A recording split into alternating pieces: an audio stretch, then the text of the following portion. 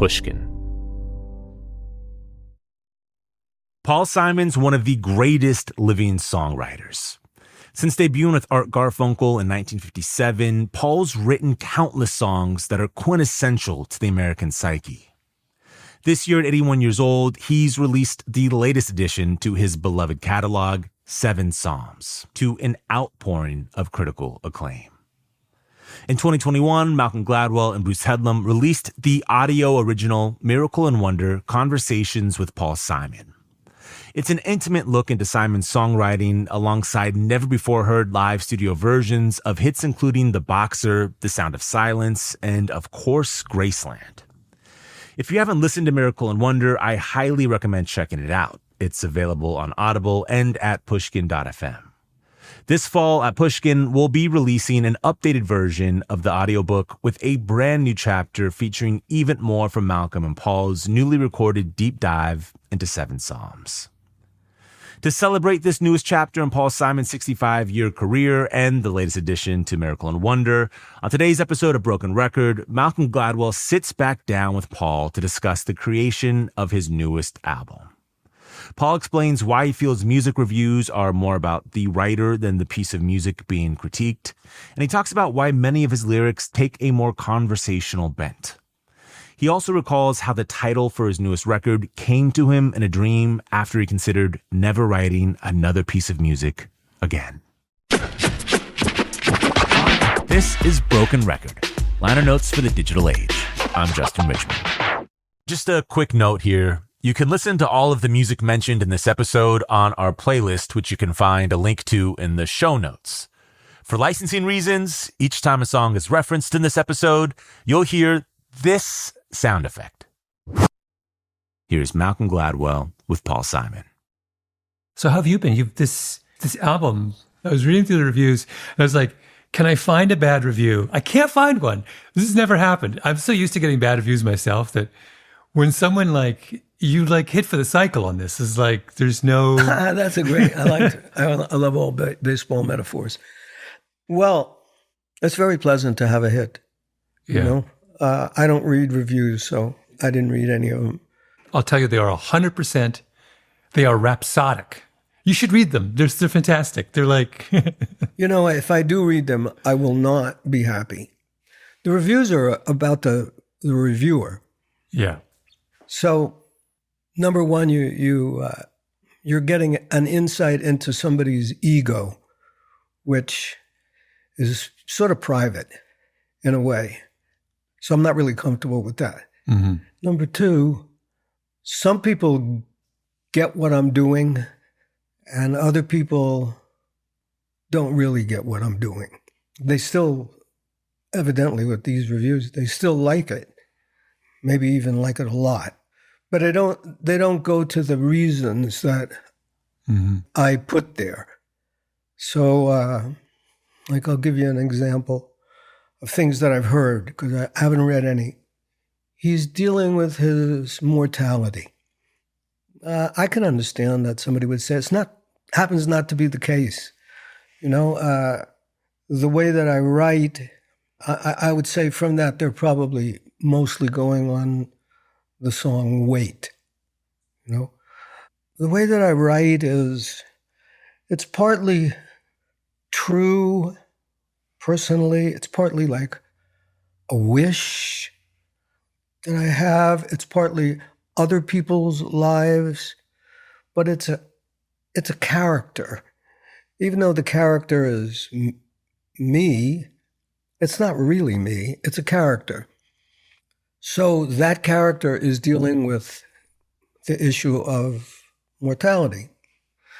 That's because the way that song was written, maybe one of the last or the last song.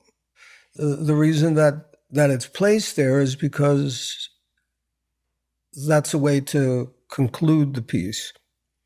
So it's appropriate, but it's not consuming my time and thought. Of course, it's there, of course, but I'm not getting something out that I have to say.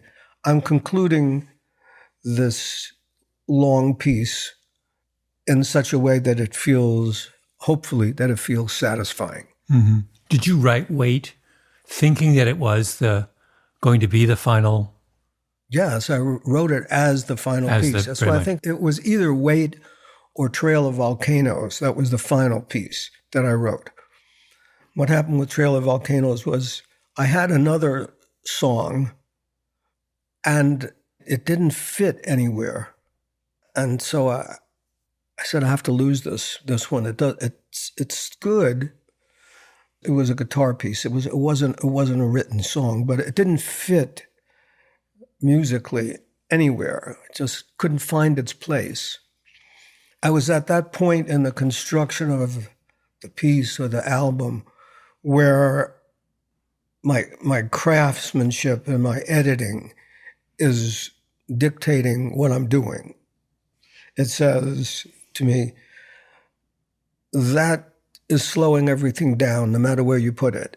And I'm looking for something to continue the momentum to get to the final Lord and the conclusion, even though I didn't know what the conclusion was at that point. I understood from years of making records that it wasn't right for the set. So I tossed it out and I said, I need a piece that has more of a sense of rhythm than the rest of the album, because the rest of the album is very free rhythmically. There's no drums, there's no bass. But Trail of Volcanoes comes from a loop, a bell of bells. So it's got a real pulse to it. Even though I don't keep the bells going all the time, I remove them and bring them back. But that served a good purpose for where it was in the album, just in terms of your ear, not in terms of subject matter. So that piece was placed where it is in the album for those reasons, and the end piece is there also as an end piece. And then from those two decisions, I then wrote the lyrics. I didn't know what I was going to write in Trail of Volcanoes, which in a way you can tell from the way it begins. Some of my songs begin very conversationally. To me, that's if I had to look at some old song and tell you what was I thinking, even if I couldn't remember it, I would say, oh, I didn't know what I was thinking. Mm-hmm. So I just began. In Trail of Volcanoes, it's when I was young, I carried my guitar. You know, that's a simple sentence. I don't know what the point of the piece would be, but I did have the line Trail of Volcanoes. It was in my notes. So that's what that song does. As it happens, it has an appropriate thought for the entire piece. But as far as the ear goes, it's the repetitive rhythm that gives the ear a sense of, I don't know, hopefully it gives it a pleasure after things have been sort of floating and not exactly arrhythmic, but not with a tight rhythm. Here's a loop. And Wait becomes, after these 6 songs, what subject would I be on? And someone I played it for at that early stage said, having heard the first 6, and I just had the track for the 7th, said, hearing these first 6, I just feel like I really don't want to die. And there was the subject of Wait. So anyway, back to reviews and critics. That's how that came about. Mm-hmm. But if you were writing and saying, well, mortality is on his mind, it's not wrong to say that, but I'm not interested in it as a thought because it's not actually what I was thinking. What I was thinking was sort of mundane compared to the idea of me contemplating my mortality. Mm-hmm. I was constructing a piece. Yeah. To go back a little bit, I was curious. The last record you had made prior to this was 2016. So this is the longest break you took between writing music, New songs. in your life. Yeah, it probably was. When I stopped performing and said I'm going to stop, which I think was in 2018, Yeah. one of my thoughts was, well, first of all, I thought this show that I'm doing, I've really taken it as far as I can take it in terms of rethinking songs and arrangements and anything that I did to that show as it then existed, it really would be in the danger zone of being rococo, it'd just be adding little things, and because I thought it's really right now. So I don't want to continue doing this because I'm not going to get the nourishment of rethinking songs and arrangements because they're really pretty well thought out. And if I don't get that, then I don't like performing because I'm bored. Mm-hmm. So I thought it's completed. Its cycle is completed. It's not a bad time to stop. And as for writing, if I continued writing from the way that I wrote the last piece of original music, which was Stranger to Stranger, I would be continuing problem solving in a way that started when I began to write when I was 13. So from the age of 13, when I wrote my first songs, my songwriting evolved in the way my songwriting evolved. So if I think of it as problem solving, I would continue problem solving in the same way. And from that, this is my internal conversation, I said, so I can make an album that's as good as Stranger to Stranger again. And I thought that album was good. But I'm not really enticed to do that. So I'll just not do it. I'll just stop. And if I want to find something that's challenging and that's new for me, the way to do that is to shut everything down and begin again. That was my thought. I didn't then start to work on anything because time went by, and then I had this dream that said, oh, you're writing 7 Psalms, or you should be writing 7 Psalms. So I began, whether it was subconsciously or not, I don't know, but I began to start from scratch again. Picked up a guitar and wrote guitar pieces and, got more in thinking about how I played guitar, and just I went back to what was the simplest way, and I started to build from there. After about a year of writing guitar pieces, words started to come also from dreams, which is unusual for me. I mean, it's happened in the past that I've thought of a line or two, but that's not usually the way I write. This was unusual. Do you remember? Can you even play for me the first little bit of music that got you going on this? Yeah, the first thing that I did was to play the first song. You begin with the guitar part, write the lyrics, and then adapt. Then you start to and fiddle. You write something that's just comes to you for reasons that you can't explain, and you start to think of what you might say over that. And when you find what you want to say, you modify the accompaniment so that it fits. Then it becomes a symmetrical pattern, and that pattern is repeated throughout. Every time the Lord section comes, that pattern is repeated. We're going to take a quick break and then come back with more from Malcolm Gladwell and Paul Simon. We're back with more from Malcolm Gladwell and Paul Simon. Can you give me another example from of the kind of loop between the music and the lyrics that you were working on with the...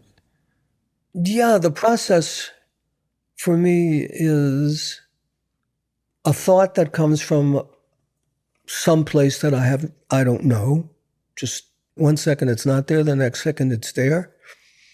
And with that piece of information, it then gets put into the pile of potentially to be edited, that pile. And the words start to come, and as if you were sculpting a piece of wood or stone, you slice away and chip away to find the right shape. And in the case of the Seven Psalms album, because it's really a voice and guitar, even though there are a lot of other instruments augmenting the sound of the guitar, essentially what you're hearing is a voice and a guitar, which means that particular attention has to be paid to what the guitar is playing and the dynamics of the guitar, the volume of, how loud, how soft it gets.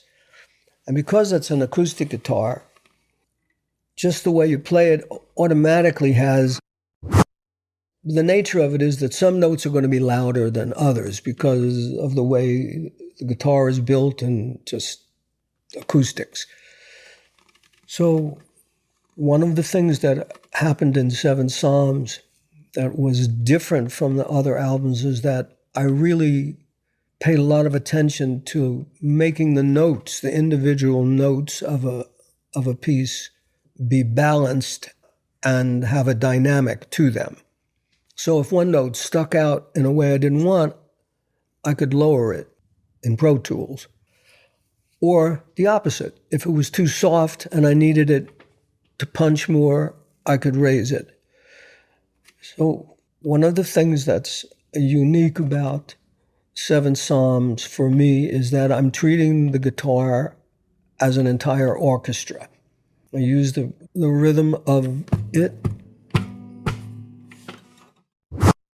So, because it's just a guitar and a voice, I'm paying a lot of attention to what's going on with the guitar.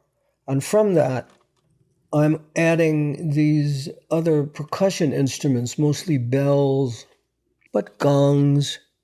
I can show you. Like here's a bell. I don't know why this is called an elephant bell, but so here it is.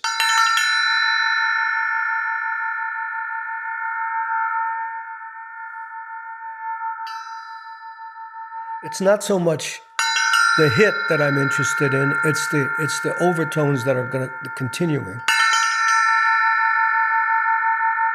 Has a little pulse. So I would attach that to certain notes. Where was that sound used? What song? Oh, throughout the record. Yeah. Just must probably used 100 times. And is that it's called an elephant bell? It's called an elephant bell. Is it actually a kind of vintage? It's not new. Yeah. I don't know how old it is. It's very unusual looking. It doesn't look modern. It's probably Asian. There's kind of claws on it. Yeah, it has. It's probably, out of the Indonesian world. Where did you get it? Well, I have a lot of different percussion instruments. Some I picked up on the road. Some are given to me by guys in the band because they knew I was interested in percussion. Mm. So over the years, I've collected a lot of it. So the guitar has a bell in it. It has a ring in it. And sometimes I'd attach this bell to it very subtly. It's not meant to be, really noticed as much as felt. This bell that I'm holding now we call this a spinning bell. Oh, that's lovely. I don't know if you can hear it with this microphone, but it goes, whoom, whoom, whoom, whoom, whoom. That's a different bell. It's used at a different time. It's just like a brass.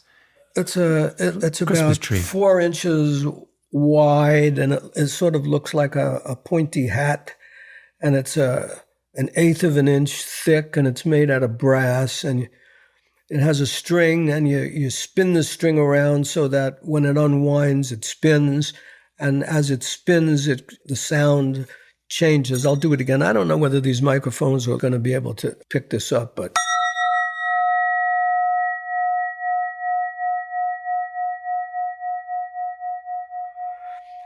That's just one of 10 different sounds that I used. And for me, if you consider this record to be a spiritually oriented record, the spirituality is mostly expressed in the music, even though the words are on the same subject, but the unspoken, the silent conversation, so to speak, well, the conversation without words is the deeper spirituality for me, because it's some expression of something that I hear and feel without words. So going back to reviews, if you're not focused on that aspect, and most reviewers are not going to focus on that because most reviewers are writers, and so they focus on words. Some reviewers are musicians as well, and they hear these other things. When I was mixing the record, I played this for a musician friend of mine who happened to be in another adjacent studio. And he said, I like to listen to it at home. And then when he saw me the next day, he said, I kept thinking to myself, did I just hear, I thought I heard a glimmer of... And then I wasn't sure. I kept thinking throughout the record, did I just hear that sound that I imagined, or did I? That's exactly what I wanted. Who was the musician? It was Chris Thiele, who was a brilliant mandolin player. Mm-hmm. And he was hearing one of those percussion notes that he was hearing that, or it could have been any number of things, because there are so many subtle sounds used throughout this piece, so many. Mm-hmm. But the way I was hearing and the way he heard it was as if the sound stretched all the way to a horizon, and I could just about make out what the sound was in the farthest place away. So that's a very deep, not deep, intellectually or spiritually, but it has a deep visual perspective to sound. It goes way back. And it makes the guitar, this simple acoustic guitar, sound bigger. Anyway, that's what I'm trying to do. Mm-hmm. But wait, Paul, that was a review that you liked. I mean, effectively, he was a reviewer, and you liked what he had to... It's like, conceptually. Yeah, because what he said was exactly what I hoped for. His interest was really piqued, but he wasn't sure whether his interest was meant to be piqued or whether he imagined it. Well, that's great, because now you're really interested. Did I hear that? I loved his question. Did I hear that? Well, of course, the answer is yes, you did.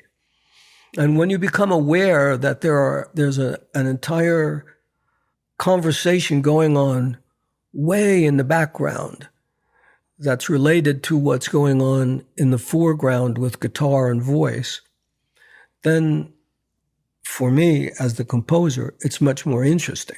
Mm-hmm. But that doesn't mean that when people listen to this record that they have to be aware of that.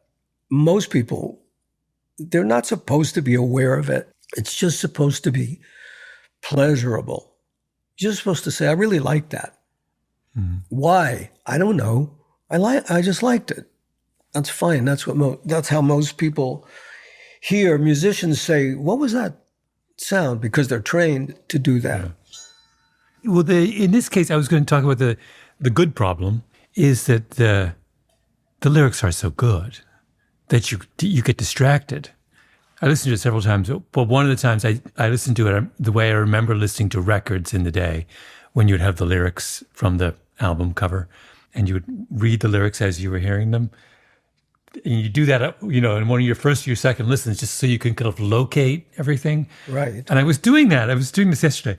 And I was like, it was incredibly important because it made me focus for a moment on the poetry.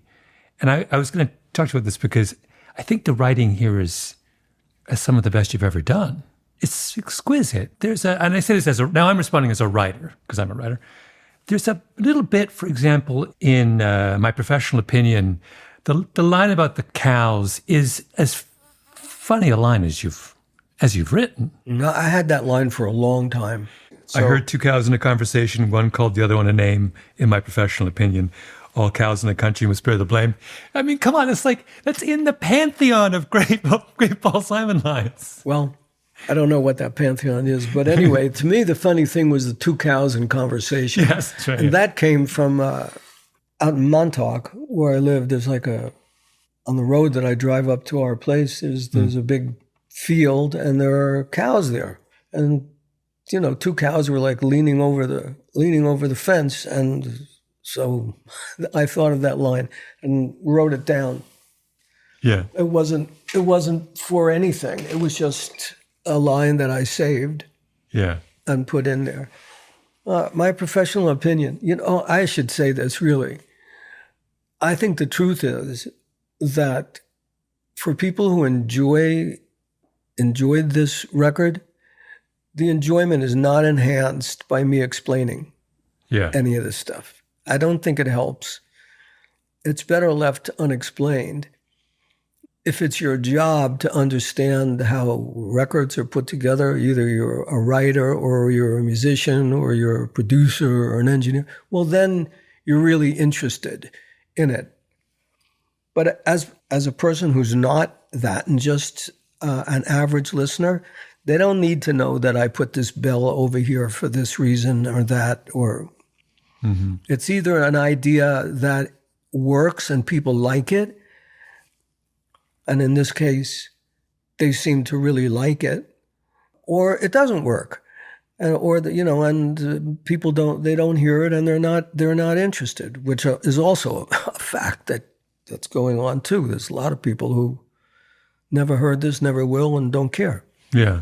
Well, I want to go back to professional opinion for a moment, just because that was the one I was kind of fixating on.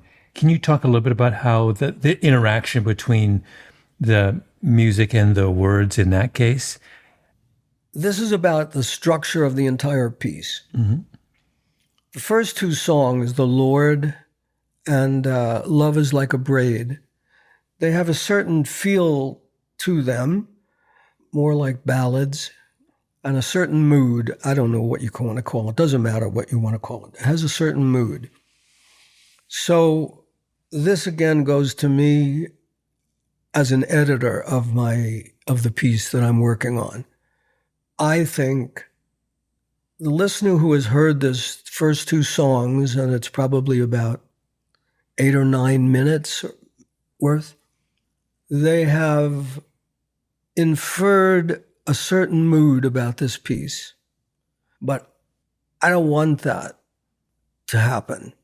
So I purposefully make the third piece to break that inference. So instead of having pieces that were, that's a very different mood. Don't stop. I'm enjoying myself.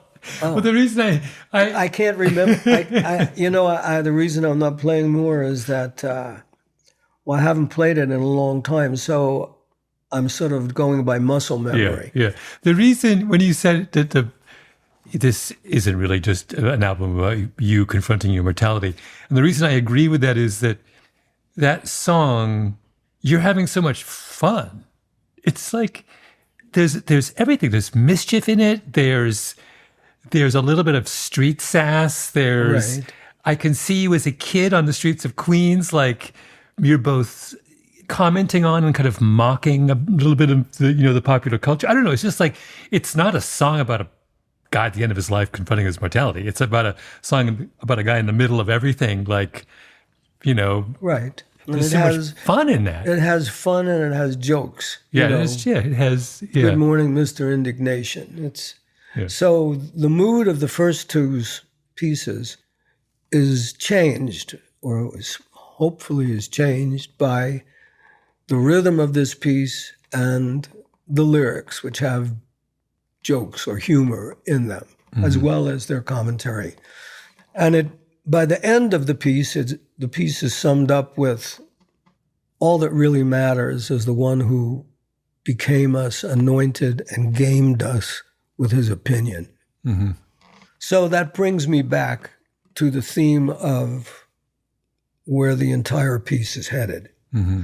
And now I'm set for really the beginning of the album, Your Forgiveness. From here on, it's going to be sort of intense and growing. So the first two songs introduce you to the mood and the theme. The third song says, don't get too settled into that and think that this is not what people are thinking.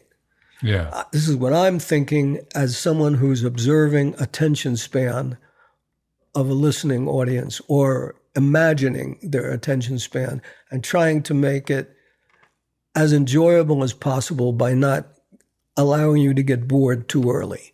Yeah. But it's very, I mean, I'm remembering back to our long conversations 2 years ago, it's typical of your kind of writing and communication style that you like to establish something and then say, wait a minute. And then the humor often comes in you amending the Right. impression that you've given. That's right. Yeah. There's a line, in one of the reviews, someone quoted that lovely line where you said, I'm a man who likes to travel, but maybe not since I live. What's the line? Oh, that's from Darling Lorraine. That's Yeah. a perfect example of that. Yes. I think that might have been the first time that I may have used that kind of joke. The line is, all my life I've been a wanderer, which I wrote because I just make up things as I'm searching for a melody. I wrote that line and thought, what bullshit, you know? So what it ends up in the song is, all my life I've been a wanderer. Not really. I mostly lived in my parents' home. Anyway, Lorraine and I got married. Yeah. And I love that the subject changes completely, 180 degrees. He says a line, it's just a lie. Then he says, that's bullshit. Really, anyway, back to Lorraine and I. We got married, and that's the way conversations are. We don't just talk on one straight subject. We do this, and then there's an interruption, and we go over here. We say, oh, that reminds me, I have to pick up my clothes at the cleaners, or a funny thing that somebody said. It's just the mind changes all the time, and songs can be the same. And when they are, it doesn't upset the listener, I don't think. We have to pause for another quick break, and then we'll come back with more from Malcolm Gladwell and Paul Simon. We're back with the rest of Malcolm Gladwell's conversation with Paul Simon. My favorite component, I guess we don't want to call them songs. I don't know what we call them, but Sacred Harp is the one that I was really drawn to. That's mine too. I wanted to talk about that one because it has, on the writing front, there's that one little bit about when the kids get in the car and they say they would have mowed us down. I have it written down here. And then we talk about the boy, about he doesn't talk much anymore, just to the voices inside his head. The boy just gazed down at the floor and nodded once or twice at what she said. That little section that begins with her voice was a blend of regional perfumes. We have no destination.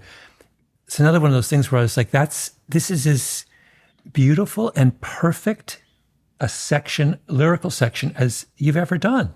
It's like, thank you. It's an entire scene in a brilliant, moving, powerful scene in 4 lines. Well, yeah, I could use you as my reviewer. You can review all my stuff. I'm happy to. But I don't know where that came from, her voice, a blend of regional perfume, but it sang perfectly. Mm-hmm. And it also had a description of... when you say it sang perfectly, what do you mean? It had the right syllables and the right sound to go with the melody that I wanted to sing. I didn't have to push or fit it in, or it was a natural flow of words, but they also were an interesting description that I think would be easily understood. You could imagine what that would be. And it also implies one thing about her as it's very womanly. Mm-hmm. And the other is that it feels Southern, too, to me. It's like regional perfumes. I don't think of it as New York perfume. I think of it as Southern. Yeah. Backcountry Maine is not a perfumed accent. Yeah, it feels like it's Texas. Yeah. Which is where it was set in my mind. You wrote that lyric here. Yeah. And that's why Edie's voice, which it serves the song in several ways that are powerful, I think. First of all, you're not expecting to hear another voice come in on the record that has only been me and the guitars so far. So it's a surprise. And Edie is from Texas, and she sings great no matter what she does. She's one of those people that's, has perfect pitch and sings in tune all the time. It's very enviable. But she's also naturally inhabits that character. So to me, she sounds like that character, and it's really the two of us in a pickup truck, which she drives anyway. So she was the right person to tell that story. And her accent is like that. It is that sort of soft Southern accent. Mm-hmm. So it's a little play. It's a little play that's going on there with different characters. And sometimes like when she's introduced with her lines, "Hurry, get yourself inside the truck," to the hitchhikers when it's raining, the both of us sing that line. I'm singing harmony to her, but I fade out my voice somewhere in the middle of the first sentence. So it's sort of my voice introduces this character, but it doesn't stay for the conventional length of time, which is one line or something. It's not a usual duet form. It's a sound that comes and then disappears. That's like a lot of sounds on this record. They appear and they disappear, and then the listener says, "What was that?" Mm-hmm. Or hopefully they say that. It's meant to be the way we observe and the way we think. We don't think in 4 bars or 8 bars. We think with no bar lines. Things come in, they go away, and that's what I was trying to do with the writing. And that song is a good example of me trying to do that. You never considered anyone but Edie for that? Oh, no, I never thought anybody else would do that. Were you thinking of her even as you first wrote the lyrics? I think once I put the other character in there, I knew it would be Edie. And Edie and I, we haven't done it on record, but we've sung a lot in harmony. And like many years ago, Edie wrote these songs when our kids were little, and she used to take them to the park in the stroller. She would make up songs while they were in the stroller and on the swing. And they were great songs, really simple, great, the kids could sing along with, but beautiful. Wait, did she ever record those? We recorded them. Oh, you did? Yeah. So I know that we sing well together. We have a very good blend. So Edie was always that character. And then in Wait, she also fits that character. It's another character, that voice that comes in. It was like sort of angelic, and it also fits Edie's voice because it's a voice that can go in a lot of places. Her natural inclination is to be a little bit bluesy. She her notes sort of fall off, and yeah. But in this case, she's just singing in this voice that's, I don't know who that voice is.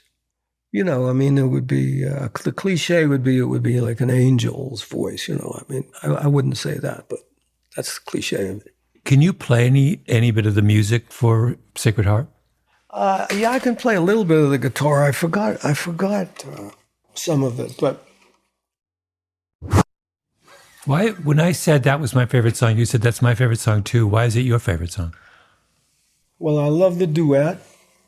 I really like the story. I like the way the voices come in and the way they dance with each other. Mm-hmm. I liked that little interval. I liked her voice, a blend of regional perfumes.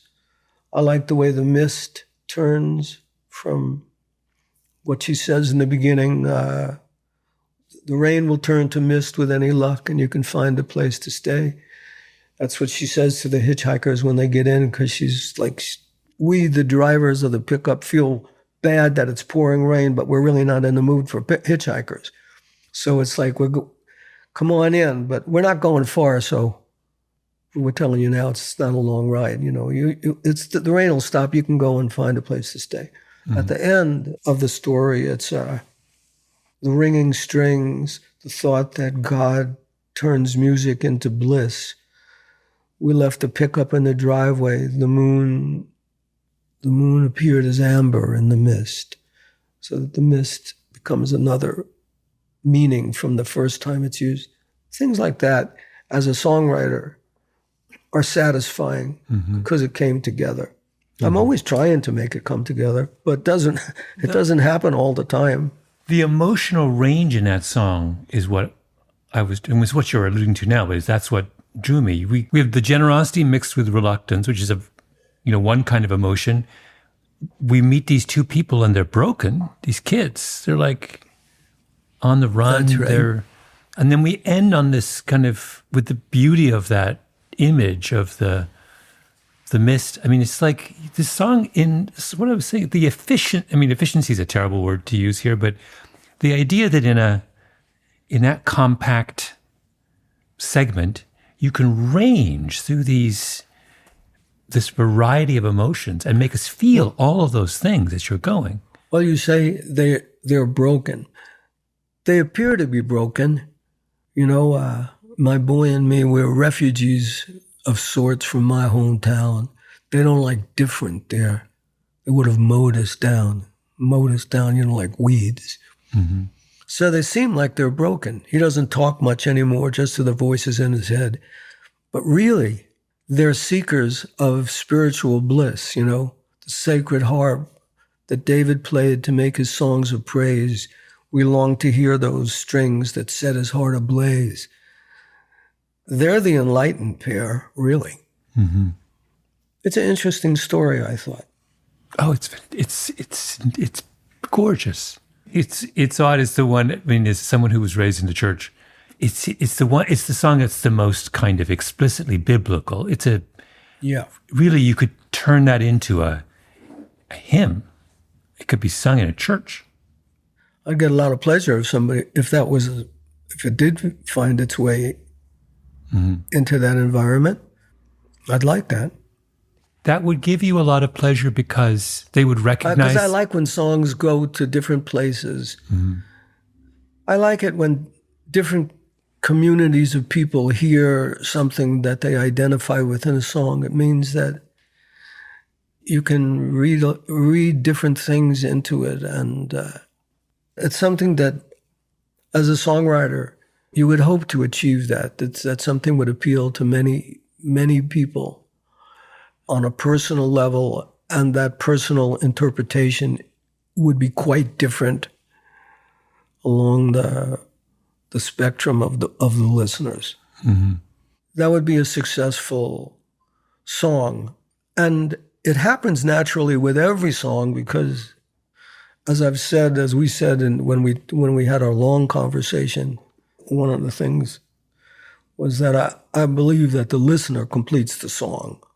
They hear it, they take in the meaning on a personal level. It may not be the meaning that I intended. They even change the words in their mind.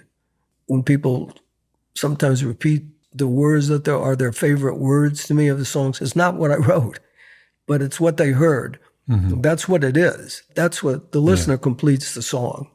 So if this song was sung in an environment that was a church environment, it would have a certain kind of meaning. If it was sung in a different place, it would have a different meaning.